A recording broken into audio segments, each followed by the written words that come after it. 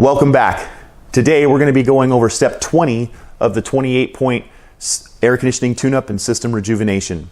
Step 20 is to tighten and inspect all the low voltage connections inside the system. Now your low voltage connections start all the way back to the thermostat, so we'll be checking from the thermostat into the furnace and then all the way out here for all the low voltage connections that are inside this unit. It's really important for these all to be inspected and checked and make sure they all have great connection, because this is what actually transmits the power to all the controls to make it work. So if we've got a wire that's loose or jiggling, sometimes the contactor won't plunge all the way, or the air conditioner could jolt on and off, or even the blower back in the furnace. And that's not good for the equipment, because you don't want to start, stop, start, stop, start, stop. So we want to make sure all those connections are good in there.